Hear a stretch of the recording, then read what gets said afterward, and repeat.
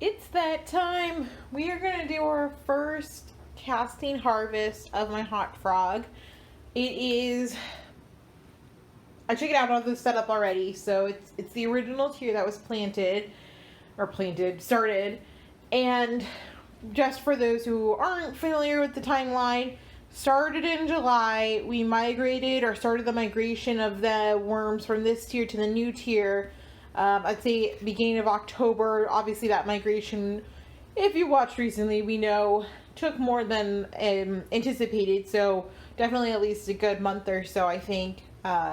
So it's the week right around Thanksgiving now, and I moved this tier towards the top the last few weeks, so moisture could kind of be pulled down, and it wasn't towards the bottom where the drain is. And I have seen a decent amount of moisture level going down. It's got a nice crumble to it, so I like that. I haven't seen any worms in here. And I just kind of wanted to show you guys what my expectations are when I'm doing a harvesting, because I feel like I get pretty often comments like, oh, it's, you know, like, or not just on my stuff, but even on other people's stuff when they're doing a harvest. Like, oh, it's, you know, there's fiber still in here, or there's potato peel still in here. Oh God, there's eggshells in here. Everybody's composting for different reasons. I am composting to reduce waste and get some nutrients in my garden. If there are eggshells in here, or banana husk peel, you know, from the stems, or potato peels, I don't care, because it's going into the garden and it's going to break down further. It will provide nutrients to the plants. So I am perfectly aware that there is chunky stuff in my compost, and I have no intention of sifting it and trying to get that fine compost out, because for my needs, I just don't need it.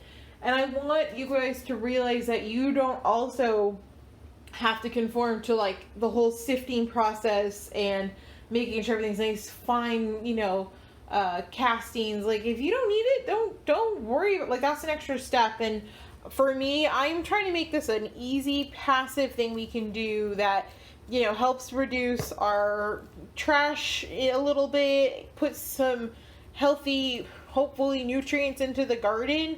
And that's, you know, like, that's all we're trying to do. We're not trying to sell it. We're not trying to, you know, make any trades with it. So I am perfectly content with where it's at. And I hope if you have similar needs to you don't feel like you need to go out and build a sifter kit and figure out how to, you know, get this husk from a banana stem to break down. Like, that is, you have far bigger things going on this year. You do not need that stress on you. So I have this dollar store, like, shoebox or Walmart shoebox of that I used for my original harvest in my old practice bin. And I really enjoyed having it kind of like on my porch, so I could top seedlings with it, or if I'm doing direct sowing seeds, I put some in some of my roses when they've got put in. So I like having it in an easy to grab container that I can put on my porch that is ceiling friendly. Like, I can seal it, but I can also leave it open for a little bit and let some of the moisture air out. So my intention is to just take this really shallow, I don't know, I know it's not a spoon, but shovel, and I'm going to just do a light kind of shifting of it in here, mostly because I just want to make sure if there's any worms, which I haven't seen really. I think last time we were in here I saw a worm, but I just want to make sure there's no obvious worms communities for some reason lingering in here. And I'm going to see how much I can get out of here into here, because if I recall correctly, when I did my original practice, I don't know, the tote one from Uncle Jim's, like the kids version, I didn't have too much. I had more than one of these, but not by too much. But obviously we can see that, like, all of this is not going to fit into all of here. So I want to fill what I can and then let this dry out a little bit, and I think it'll shrink down, or I can use it and then it'll help this stuff dry out a little bit more. So I'll show you once I get it filled so you can see how much. But, you know, look at how much is in here. That's pretty full. And this, you know, this shovel here, we'll push it down. All right, we're about Yeah, we're about at the bottom there. I can feel it. Yeah, that's a lot, you know, compared, you know, across this whole bin. So that's a couple inches times, I don't know how big these are, 16 inches, 18 inches across. That's pretty great. I'm very pleased with the amount of content that I have in here to put in my garden. Now I only pulled a few of the scoops in, and I just wanted to show you guys. I mean, this is from the top portion, and this is from a little bit deeper in, like from this corner here. And you can see in the like deeper down, there is very little chunky or whatever you want to call it, you know, larger byproduct in there. So if you were looking to harvest this and you only wanted to take maybe the top layer out so you could move the chunky stuff to another layer and harvest the bottom, you could do that too.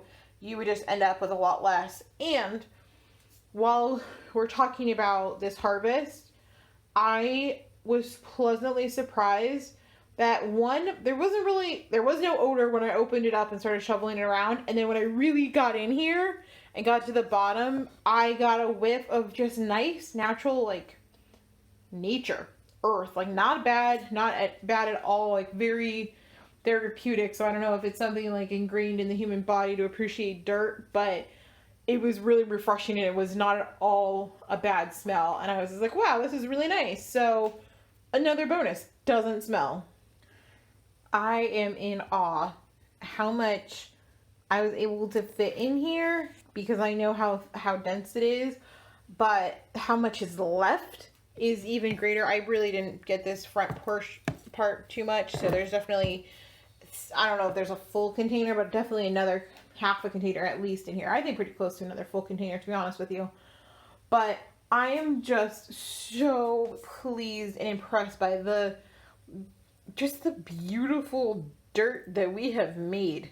Like, this is incredible, you guys. If you go back to the videos from July and you look at the stuff that we've been feeding it, you know, like, these guys have largely gotten bananas and spinach and Brussels sprouts and just food scraps. And then look, I have this beautiful nutrient dense compost ready to go in my garden as we're getting ready to do fall plants here in Florida, and you know, eventually the spring plants. Like, this is awesome.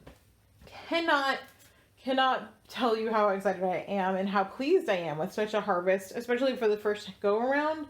I mean, this is great. So I have that bottom tier here that got put in October, or that got started in October. That's when the migration started. So all of October, all of November, all of December, so probably New Year's, we'll start the migration for the next one. And like, how amazing is that if we start that bottom tier migrating to, you know, wherever, I guess this one, which we emptied out, by New Year's, this one here, this tier here, the one right above it, is only like a month behind it.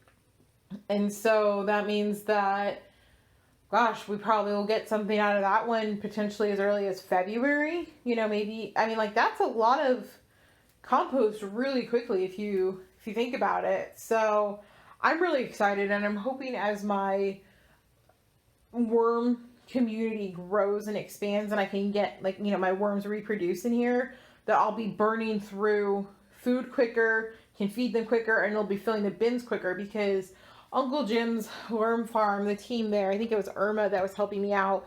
She's really sweet and always answers my emails so quickly, and I am very grateful for her for that. She was saying that on average, you're looking at about 3 months per tier.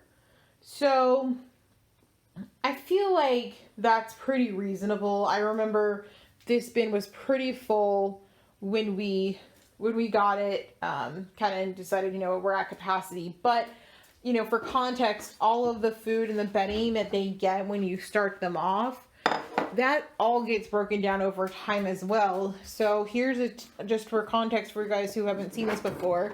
This tier here, let's see, so you can see for comparison, like, that's how low it starts, you know. So for comparison, you can see, you know, look at that back support bar. Like, there's not a lot in here. And this is the coconut coir, some shredded newspaper, and I put some shredded paper towels in here. And you know what? Because my little worms seem to have gone on here. One moment, I know you can hear me. Sorry, the worms are actually in here just lingering on this cover, so I'm just trying to put them back in without hurting anybody. So hold on, bear with me. I'm just knocking them back in because I don't want to squish them when I put the cover back on. All right, worms. Back to our normally scheduled programming. Anyways, there's really not a lot in there, so considering how much food got put in there and got broken down, like, that's tremendous. I'm so pleased. So guys, I'm gonna let this dry out a little bit on the porch. It's very humid right now here in Florida because it's Florida, but there's a front coming through, so it's humid out. So I'm gonna leave this cover kind of open on the porch just to air out a little bit and hopefully dry out as the sun starts to come out in a day or two. And then this, I'm going to just spread out ever so lightly. There we go. So that way we can have the most coverage and of the, what am I thinking of? The coverage of the holes that come up, so in case any of the worms somehow get up here, they're not like just hanging out on plastic, but also it's increasing the surface area, so hopefully it'll dry quicker. So I'm gonna put this back on this tower here, and then you guys we're gonna feed them again in a couple of days. So you'll get an update soon on how they do with the last feeding. Spoiler alert, I checked on one. They look like they're doing good, but not ready for next food.